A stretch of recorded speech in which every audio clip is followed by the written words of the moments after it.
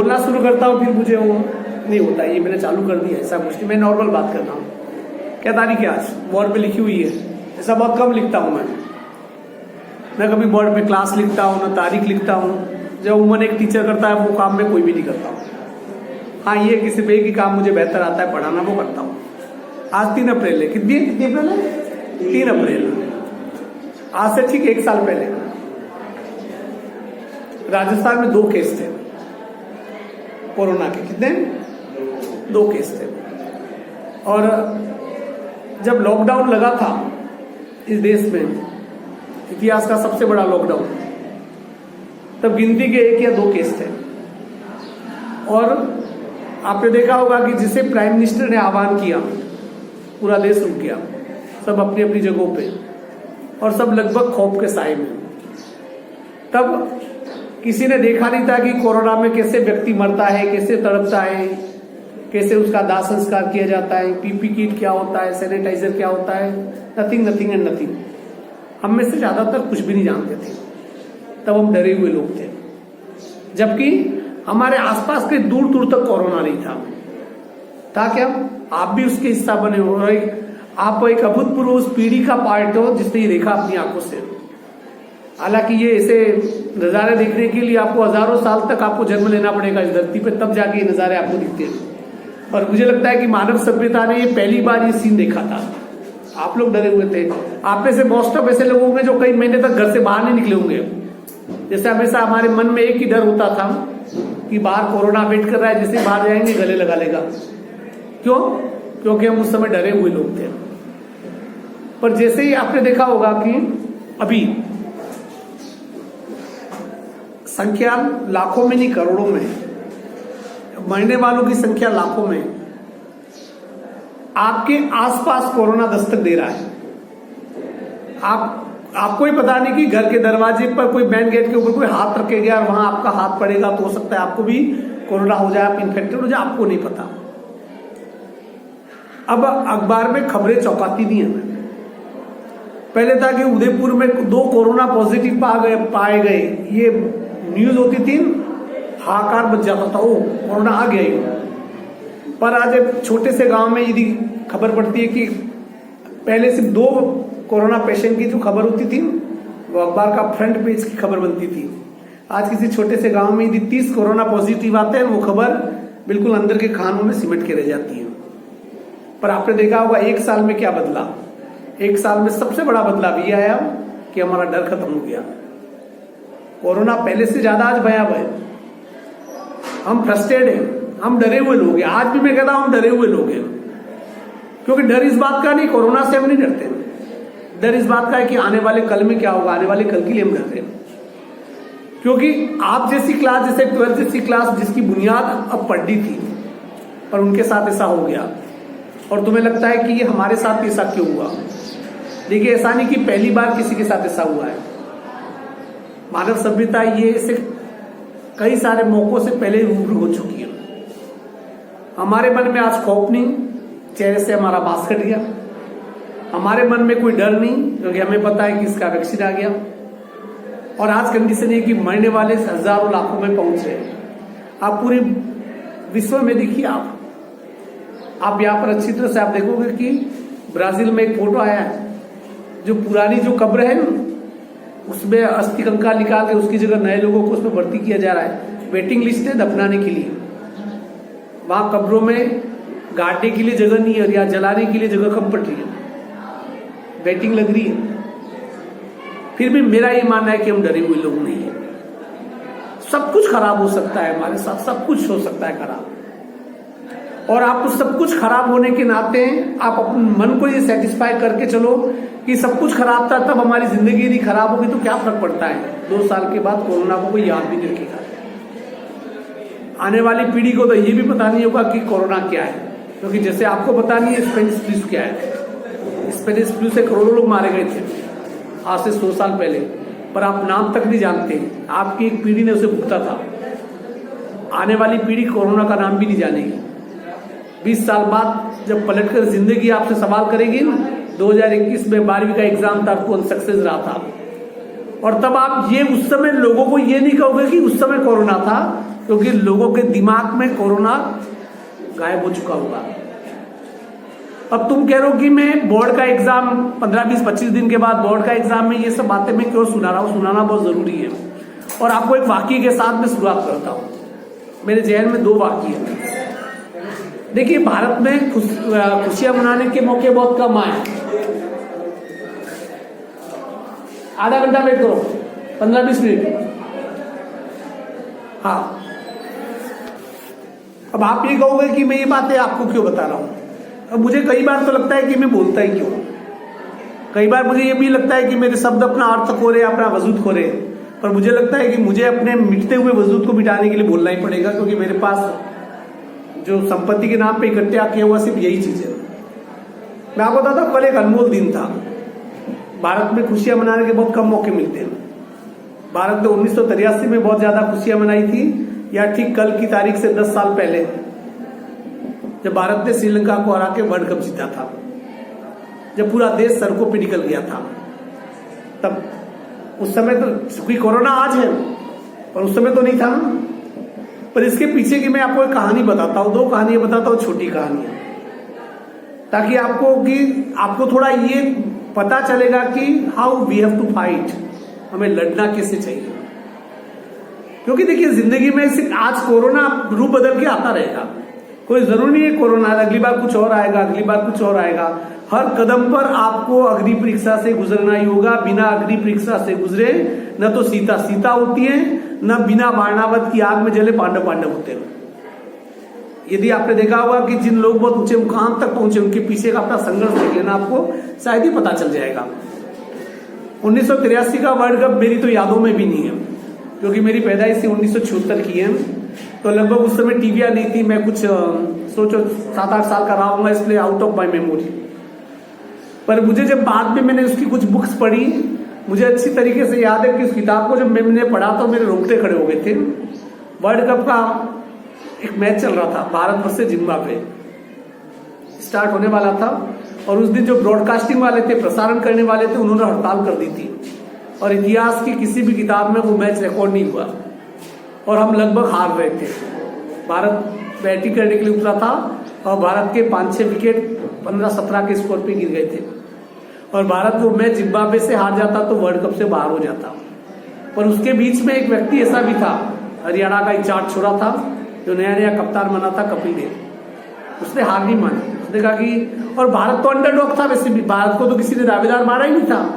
दुनिया में एक भी व्यक्ति ऐसा नहीं था जो भारत के बारे में ये राय कर सके कि भारत वर्ल्ड कप भी जीत सकता है। पर एक लड़का था हरियाणा का, कपिल देव जिसे कहते हैं, उसने कहा कि ऐसा तो नहीं हारूंगा। और उसने वो पारी खेली 175 रन की, वनडे इतिहास की आज तक की सबसे बेस्ट पारी, 175 रन। वो तो ठीक है, ओवर खत्म हो गए। बाकी उस समय 175 रन बनाना, आज तो 200 बना सकते, उस समय 175 रन बनाना अनबिलीवेबल था। कारण क्या है कि एक मैच में यदि 210, 215 रन बन जाते थे 50 ओवर के मैच में, और उस समय 60 ओवर का मैच होता था वनडे मैच, तो ये मान लिया जाता था कि अगली टीम जीत जाएगी। उस ऐसे समय में 175 रन की पारी खेली थी, पक्का बता, 175 रन की पारी खेली थी और भारत उस मैच को जीता था और भारत फाइनल में पहुंचा था। लॉर्ड्स का वो मैदान, वो दृश्य, मैंने हजारों बार उस दृश्य को देखा होगा।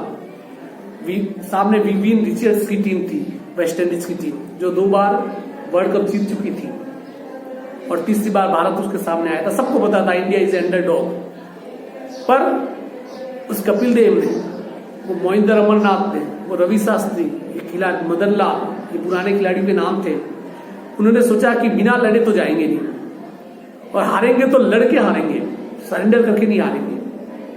और वो मैच चल रहा था, भारत बहुत कम स्कोर बनाया था। भारत ने कितना स्कोर बनाया था?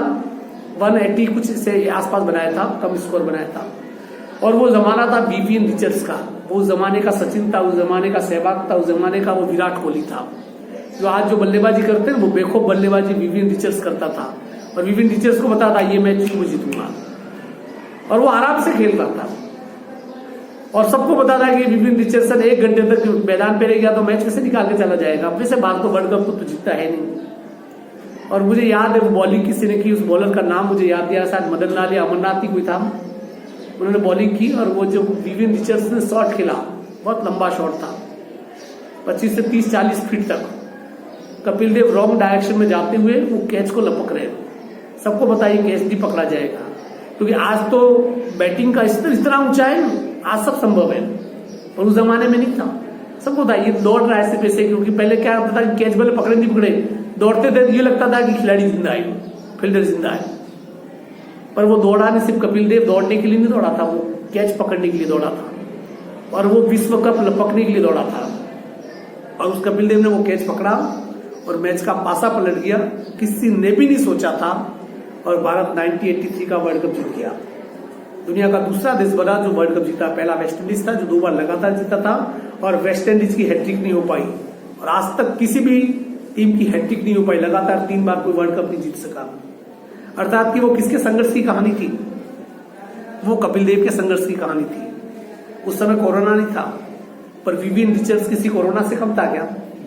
मैल्कम मार्शल, ये लोग जो बड़े बड़े नाम थे बॉलर, जब वो बॉलिंग करते थे ना, आज तो आपने जोफा आर्चर को देखा होगा, उनके बाप थे वो। उस समय इक्विपमेंट भी नहीं थे, हेलमेट वगैरह भी अच्छे नहीं थे। यदि मैल्कम मार्शल की एक बॉल हेलमेट पे लग जाए, 4 टुकड़े हो हेलमेट के और 1-2 टुकड़े हो सर के। पर कपिल देव ने ये नहीं सोचा, उन्हें पता था कि लास्ट की उस बालकनी से मुझे वर्ल्ड कप उठाना है, और उसने उठाया। ही एक्सेप्टेड द चैलेंज और पार किया। ठीक वैसे ही जैसे कि आज आपके सामने कोरोना है, पर हम फ्रस्ट्रेटेड है। सही बताऊं, मैं खुद डरा हुआ हूं, पर मुझे लगता है कि मुझे मेरी अपनी जिंदगी में सिर्फ एक ही जिंदगी मिली है, एक छोटी सी जिंदगी। 40-45 साल के हो गए, तो मैं by I waste by total time में कोरोना का समय बर्बाद क्यों करूं? 1 साल तो हो गया।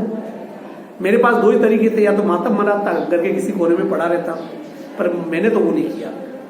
मैंने अपनी जिंदगी में सबसे क्रिएटिविटी यदि कहीं की तो मैंने इस कोरोना में की। हाँ, मैं लगातार कोरोना की आंख में आंख डाल के बात कर रहा था। मैंने पढ़ाना नहीं छोड़ा, मैंने पढ़ना नहीं छोड़ा, मैंने लिखना नहीं छोड़ा। मैंने जो काम कभी नहीं किए थे वो सब काम मैंने कोरोना में कर दिए। एक चुनौती थी सामने, मुझे वर्ल्ड कप नहीं उठाना था, वर्ल्ड कप तुम्हें भी नहीं उठाना है ना। आज विवियन रिचर्ड्स है, पर आज कोरोना है। आज मैल्कम मार्शल नहीं है, पर आज कोरोना है। और इस बात को जितना जल्दी समझ सको, क्योंकि लड़ने के लिए आपके पास एक अदृश्य वायरस है। तब वो जीता, हरियाणा का एक छोरा जीत गया था, आज हम भी जीत सकते हैं, पर हमारे मन में वो होना चाहिए। अब मैं आता उसके बहुत साल बाद, जो 10 साल पहले हमने वर्ल्ड कप जीता था श्रीलंका को हरा के। आपको शायद पता भी नहीं होगा, मोस्ट ऑफ लोगों को। उस वर्ल्ड कप का जो मैन ऑफ द सीरीज था वो था युवराज सिंह। और भारत के सबसे गहनतम रहस्य, बहुत ही गूढ़ रहस्यों में से एक रहस्य उस समय भारत में छिपाया जा रहा था। जिस समय युवराज का बल्ला आग उगल रहा था ऑस्ट्रेलिया के सामने, एक से एक बढ़कर पारी खेली। जब लगा कि भारत का सफर खत्म होने वाला है, तब एक व्यक्ति ऐसा था जिसने हिम्मत नहीं हारी थी। धोनी तो था ही था, उसके अलावा धोनी अकेला कुश्ती कर सकता था, एक व्यक्ति था युवराज। और उस समय किसी हॉस्पिटल में एक बहुत बड़ी फाइल के ऊपर से रहस्य का पर्दा पड़ा हुआ था। 2 लोग जानते थे, युवराज सिंह, उसकी मां, और तीसरा उसका डॉक्टर, कि युवराज को कैंसर है। और वो लगभग उस स्टेज का कैंसर है जहां से वापसी करना बहुत मुश्किल है। वर्ल्ड कप चल रहा था। 2 तरीके थे युवराज के पास, या तो सबके सामने कह दे कि मुझे कैंसर है, बोर्ड को बता दे ताकि वो टीम में खेले ही नहीं, और कम से कम घर पे बैठ जाए और आराम से तुम्हारी तरह मेरी तरह टीवी पे देखे, मैच देखे और तालियां बजाए, पॉपकॉर्न खाए, चाय पिए और हार पे थोड़ा मातम मनाए बैठ जाए। बट दैट वाज द युवराज। उसने सरेंडर नहीं किया।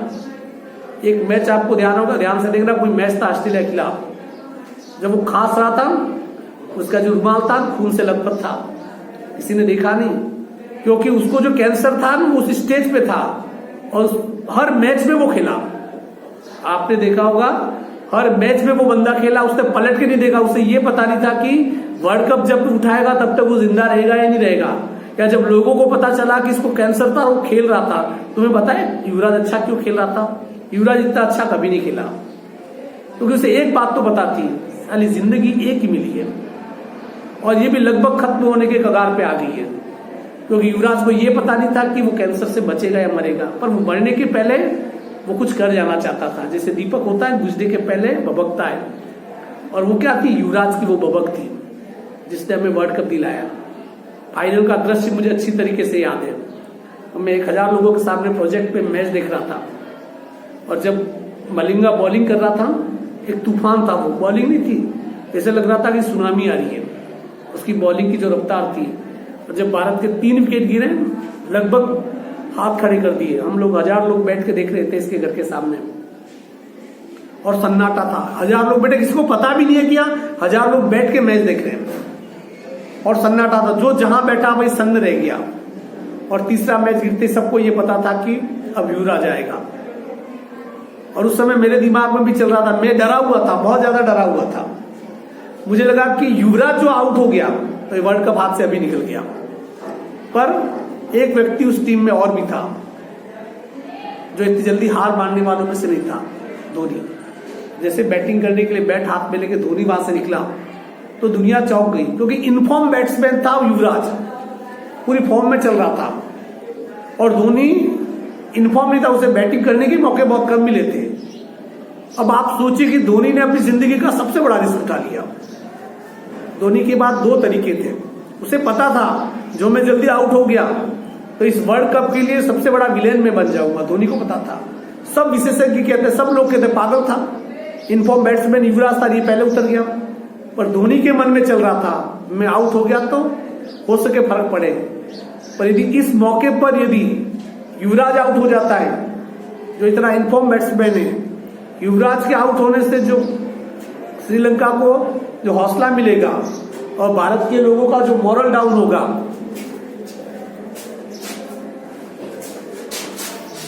अरे जाने, और भारत के लोगों का जो मॉरल डाउन होगा, या भारत के जो खिलाड़ियों का, बैट्समैन का जो मॉरल डाउन होगा, उसकी क्षतिपूर्ति कोई कर नहीं सकता था। रिस्क कौन, नायक रिस्क नहीं था।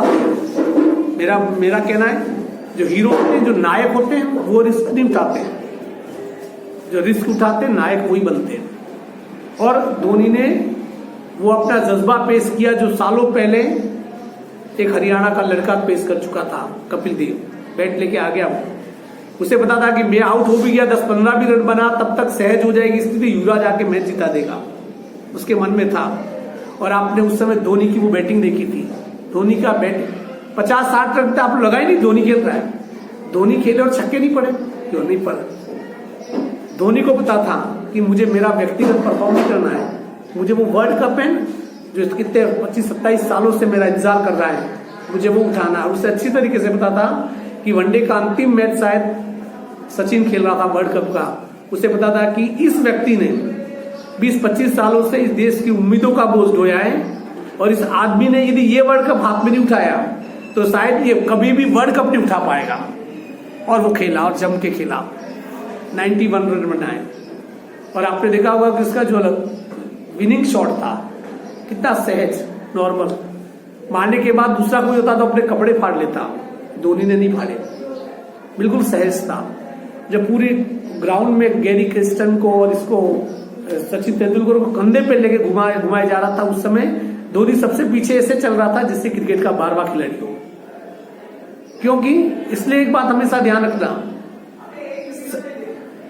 हीरो संघर्ष नहीं करता है, जब संघर्ष होता है और संघर्ष से जो निखरता है तब जाके कोई हीरो बनता है, नायक बनता है। आप उसी पॉइंट ऑफ व्यू, उसी जगह पे आज खड़े हो। देखिए, आपके पास खोने के लिए कुछ नहीं है, खोने के लिए मैक्सिमम एक ही चीज होती है, आपकी अपनी इंसानी जिंदगी। इससे ज्यादा तो महंगा कुछ हो ही नहीं सकता है। और वो इंसानी जिंदगी आज भी कल खो दोगे आप। कोई फर्क नहीं पड़ता है कि आप 20 साल की उम्र में मरो, कोई फर्क नहीं पड़ता है कि 100 साल की उम्र में बूढ़े होके मरो। फर्क 80 साल का, 80 साल का कोई खास मतलब होता नहीं है। 24-25 हजार दिन होते हैं, और दिनों को तो हम यूं वेस्ट करते हैं। तो इसलिए इससे कोई फर्क नहीं पड़ता है कि आप या मैं कितने साल जीता हूं। ये उन्हीं लोगों को फर्क पड़ता है कि जिन्होंने हर मूवमेंट का यूज किया हो। आप हो सके कि देखिए, जो आप फेस कर रहे हो चारों तरफ, अभी तुम्हें लगता है कि तुम कम फेस कर रहे हो। अभी जो मुश्किल हालात में जो पूरी दुनिया है, जो बच्चे हैं, जो स्कूलें हैं, आप शायद उम्मीद भी नहीं कर सकते हो। जो पेरेंट्स हैं, सब है, सब कुछ। मैं ये कह रहा हूं कि चारों तरफ से we are hopeless, but we are human being. हम होपलेस हो सकते हैं। होपलेस कौन होता है? किसी गधे को कहे तो होपलेस है क्या? गधे की जिंदगी में होपलेस शब्द ही नहीं होता है। वो इन सभी चीजों से ऊपर होता है। ये सिर्फ किसके साथ होता है? हमारे साथ। We are hopeless but we are human being. इसके पहले भी इस प्लेनेट ने ये चीजें झेली है, उससे बाहर निकला है और जीता है।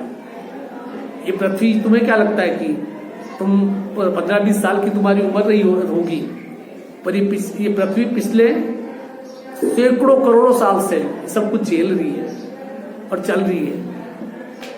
डायनासोर जैसे 1,100-1,200 फीट जैसे जानवर खत्म हो गए। वो स्थिति भी इस धरती ने देखी है। सब कुछ खत्म हो गया, सब कुछ, घास का एक तिनका नहीं बचा। फिर भी धरती यहां तक पहुंच गई। हम इस चुनौती से बाहर निकलेंगे, निकलना ही होगा। We have no another option. सिर्फ एक ऑप्शन है, आइदर वी विल डाई और वी कैन सर्वाइव। या तो मर जाए। मरना इतना आसान नहीं है। तुम और मेरे जैसे कायर लोग ये नहीं कर सकते, और मरना किसी चीज का कोई हल भी नहीं है। अब ज्यादा कोरोना आके मार जाए वो अलग बात है, कि फिर कोरोना की इतनी औकात भी है कि हमारे जिस्मों को कुछ कर सके। देखिए, 1 साल में तुम लोगों को एक छींक तक नहीं आई, तो इसका मतलब कोरोना तुम्हारा कोई बिगाड़ नहीं पाएगा। ये तो पक्की बात हो गई ना। मतलब कोरोना से जंग आप जीत चुके हो, शारीरिक जंग जीत चुके हो, पर जो मानसिक जंग है उसमें वो जीत रहा है जो दिखता भी नहीं है। कोरोना जीत रहा है, क्योंकि जब आप अपने आसपास के चारों तरफ के परिवेश को देखते हो, उससे आपके दिमाग में या तो पॉजिटिव थॉट आती है, नेगेटिव थॉट आती है। दो ही चीजें होती है। आपके चारों तरफ अभी नेगेटिव विचार बहुत भरे पड़े। आप अपने घर में देखो, काम छूट गया पिता का, माँ का, वो फ्रस्ट्रेशन है। आप देखो मार्केट में जाओगे तो धंधे नहीं चल रहे, सब कुछ सुना सुना है, बाहर त्योहार सब फीके। क्या है? दैट्स ऑल इज नेगेटिव, नकारात्मक चीजें हैं। ये नकारात्मक चीजें आपको और नकारात्मक करेगी, और इस नकारात्मक चीजों से लड़ने के लिए किसी भी कुरुक्षेत्र में, किसी भी अर्जुन के सामने अब कोई भी कृष्ण नहीं आएगा जो उपदेश कहेगा, जो गीता उपदेश कहेगा। आपके कृष्ण भी आप हो, आपके अर्जुन भी आप हो, कुरुक्षेत्र आपके मन के अंदर है, गांडीव आपके शरीर, हाथ है, शरीर है। उठा लो तो उठा लो, जीत सको तो इस समर भी तुम जीत लो। कोई मुश्किल काम नहीं है। Don't fight with other because the other is the hell. दूसरों से लड़ने क्यों जा रहे हो? तुम्हारे पास सबसे कीमती चीज भगवान ने तुम्हें अभी भी दे रखी है। कोरोना उसे छीन नहीं सकता है, कोरोना का बाप भी नहीं छीन सकता है, और वो आपको भगवान ने दिया है, आपको 24 घंटे एंड विथ फुली माइंड। और दूसरी चीज जो आपका ब्रह्मास्त्र, वो आपका दिमाग। 24 घंटे और वो दिमाग मिल जाए तो हम क्या नहीं कर सकते हैं, पर हम कुछ भी नहीं कर पा रहे हैं। 24 घंटे हमारे हाथों में नहीं रहे, हमारा माइंड हमारे कंट्रोल में नहीं रहा। जो माइंड है वो घूमता रहता है, और 24 घंटे तो हमारे कभी थे ही नहीं, क्योंकि हमने इसका कभी यूज किया ही नहीं। हमने अपना मैक्सिमम समय सोने में बिता दिया, हमने अपना मैक्सिमम समय ऐश्वर्य में बिता दिया। और ये सबसे बड़ी सच्चाई है। मैं जब ये कह रहा हूं, मैंने नहीं बिताया, मुझे अपने आप पे इस बात के लिए तो प्राउड है कि मुझे नहीं लगता है कि मैं कभी 4 से 5 घंटे ज्यादा सो गया। और मुझे लगता है कि सोना अच्छा भी नहीं लगता है, क्योंकि सोने का मतलब होता है कि कहीं कहीं मुझे एक फीलिंग सी आती है कि I was dead that time.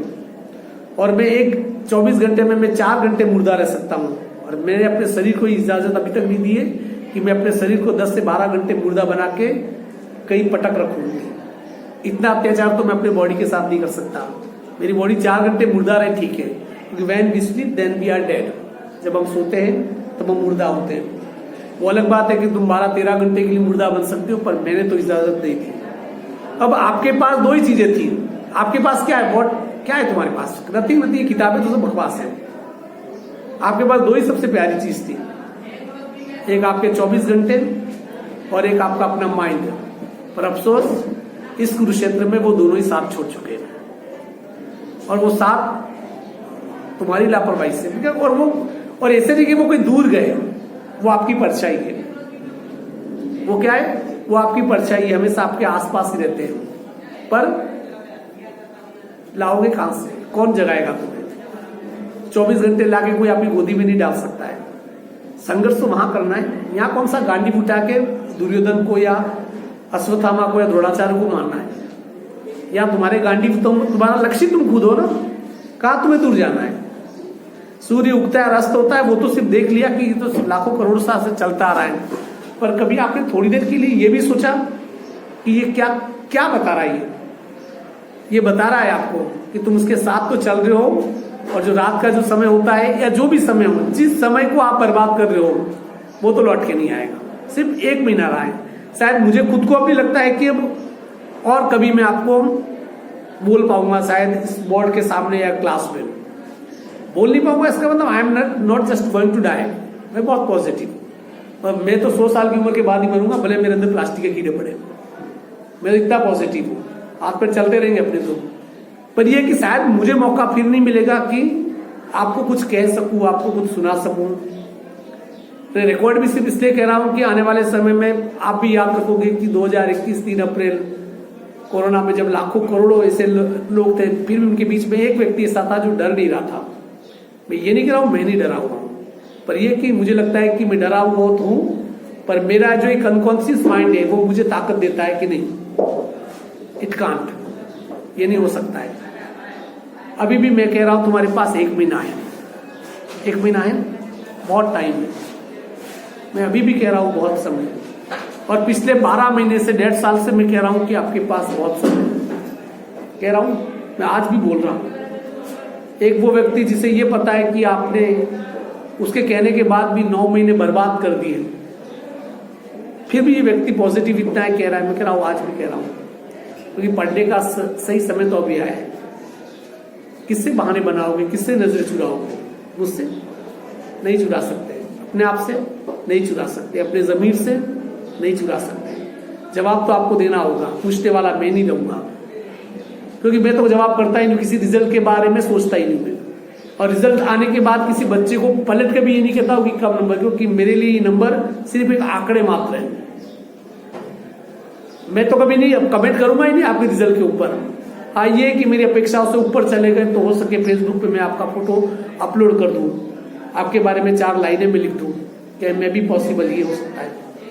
पर यह कि मैं कभी आपको नहीं कहूंगा कि यार तेरे नंबर ज्यादा आने चाहिए थे, तेरे कम आए। ये सवाल मैं करूंगा नहीं, पर इसका मतलब ये नहीं कि सवाल मेरे अंदर होगा नहीं। और मेरा सवाल नहीं करना ही आप लोगों के लिए सबसे बड़ी सजा होगा। यदि मैंने आपसे सवाल कर दिया तो समझो कि मैंने आपको माफ कर दिया। जिससे मैंने सवाल नहीं किया, समझो कि जिंदगी में तो मैं माफ कर नहीं पाऊंगा। कुछ लोगों को मैंने कभी भी नहीं किया, क्योंकि मुझे लगता है कि यदि आप लोग अपने साथ इंसाफ नहीं करोगे तो फिर मैं तुम्हारे साथ भी इंसाफ नहीं करूंगा। ऐसा नहीं कि मुझे किसी से लगाव नहीं होता है। अक्सर लोगों कहता है कि यार पढ़ने के बाद सर बात ही नहीं करते। नहीं, मैं कर ही नहीं सकता हूं, क्योंकि मुझे लगता है कि रिश्ते बांधते हैं, और जो चीज बांधती है वो बंधन है, वो गुलामी है। और किसी गुलामी का हिस्सा मैं पहले भी नहीं था, आज भी नहीं, आगे भी नहीं रहूंगा। मतलब ये कि आप अपने जमीर के साथ धोखा करोगे तो मैं आपके साथ करूं तो कौन सी बड़ी बात है। अपने आप से सवाल पूछता, क्योंकि रिजल्ट वॉट एवर रिजल्ट आपका जो भी रहे, कुछ भी रहे, पर जिस दिन उस रिजल्ट के बारे में पलट के सोचा, आपने निष्कर्ष ये निकाला यार थोड़ा और किया होता तो कुछ बेहतर होता, जिसके दिमाग में ये आ गया उस समय सोचने के लिए वो उस समय नरक भुगत रहा है। क्योंकि अब वक्त तुम्हारे हाथों में नहीं रहेगा। तुम्हें लगता है कि यार मैं कुछ और मतलब आपको ये पता है कि आप इससे बेहतर कर सकते थे, पर आपने नहीं किया, क्योंकि उस समय आपने अपने आप को मुर्दा बना रखा था। कहने का मतलब मेरा यही है कि कोई बहाना काम नहीं आएगा। हो सके पैटर्न बहुत सरल कर दिया, हो सके कॉपी हल्के हाथों से जांचे, हो सकता है कि आपका जो पेपर है वो भी सरल आ जाए। क्या फर्क पड़ता है इन चीजों से? क्योंकि कुछ भी होता, मुझे जहां तक कि मेरी व्यक्तिगत सोच है, जितना पढ़ने का समय बच्चों को इस टाइम में मिला और कभी भी नहीं मिल सकता था। पिछले 100 साल में स्टूडेंट के पास सबसे ज्यादा समय था। कितनी पॉजिटिव बात कह रहा हूं मैं, सबसे ज्यादा समय था। क्योंकि जाने के लिए कई गाड़ियां नहीं, घर से कोई निकलने नहीं दे, गली के बाहर चौक में पुलिस वाले डंडे लेके खड़े थे, मास्क पहनना था, शादियों पे रोक थी, कोई प्रोग्राम हो नहीं रहे थे, व्यापार त्योहार थे नहीं, मेले छूट गए थे, शॉपिंग मॉल खत्म हो गए थे, सिनेमा हॉल थे नहीं, कहीं बाहर जा नहीं सकते थे, तो आप कहाँ रह सकते थे? अपने घर में। अर्थात कि इतना जब समय मिला उसका आप सदुपयोग नहीं कर पाए तो आप किसको दोषी दोगे, किसको दोष दोगे? आप किसी को नहीं दे सकते। इसलिए आज भी मैं कह रहा हूं एक अंतिम सवाल आपके लिए मैं छोड़ के जा रहा हूं। वो सवाल आज छोड़ना इसलिए जरूरी है क्योंकि आने वाले 3 या 4 महीनों के बाद, जब भी 2-3 महीनों के बाद जब रिजल्ट डिक्लेयर होगा तो तुम्हारी जिंदगी तुमसे जो सवाल पूछेगी ना, आने वाले समय में उसका जवाब तुम्हारे पास होना चाहिए। आज यदि तुम जाग गए तो आने वाले समय में जिंदगी के द्वारा पूछे गए सभी सवालों के जवाब आपके पास होंगे। आप खामोश नहीं रहोगे। आपकी भाषा अच्छी हो सकती है, आप किसी को जवाब अच्छे दे सकते हो, पर कई बार आईने के सामने जब हम शक्ल देखते हैं और जब वो आईना हमसे जो सवाल पूछता है उसका जवाब देते हुए कब कभी छूटती है।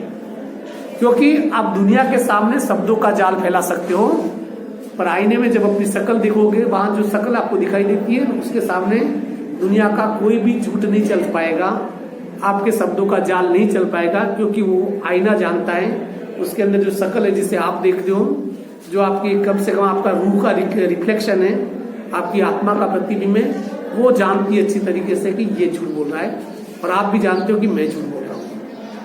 आप तब निरुत्तर रहोगे, आंसरलेस। और मैं चाहता हूं कि उस झमेले में तुम मत पड़ो और मैं हमेशा पॉजिटिव रहो। देखिए कोई फेल हो गया तो हो जाए, क्या फर्क पड़ता है? मैं कह रहा हूं, लेकिन फेल होने से क्या फर्क पड़ना चाहिए? नथिंग। फेल होने का मतलब ये है कि उस व्यक्ति के प्रयासों में कमी नहीं। जब कई बार क्या होता है, मानसून नहीं होता है तो एक फसल खराब हो जाती है तो किसान आप क्या कर ले? क्या नहीं, उम्मीद पे जीता है, फिर से बादल उठेंगे, काले बादल, फिर से वहां से हवा चलेगी, फिर अगले सावन या भादों में फिर बारिश होगी, फिर खेतों में मिट्टी सोना उगलेगी, उम्मीद पे वो जीता है। इसलिए मेरा कहना है कि बी पॉजिटिव। और जो लोग आपको लगता है कि इन दिनों में जो पॉजिटिव लोग हैं, कम से कम उन लोगों की संगति कीजिए। लगता है कि ये व्यक्ति नेगेटिव थे, 1 महीना कम से कम उससे बच जाइए, दूर रहिए, क्योंकि नेगेटिव प्रभाव वाला जो व्यक्ति होता है वो भी आपको क्या कर देगा? नेगेटिव कर देगा। बात आपको शायद समझ में आ रही है? मेरे यहाँ सामने क्वेश्चन लिखे हुए हैं, इसके बारे में डिस्कस कभी और कर लेंगे, चूंकि आपने लिख दिया है, क्योंकि मुझे अंदर भी पढ़ाने जाना है। पर मैं अभी भी कह रहा हूँ, शायद इसके बाद मैं आपको और कुछ बोल नहीं पाऊँ, और हो सके हर साल की तरह इस बार कोई मोटिवेशनल क्लास हम नहीं रख पाए, क्योंकि वक्त ऐसा है कि हम कोई रिस्क ले नहीं सकते।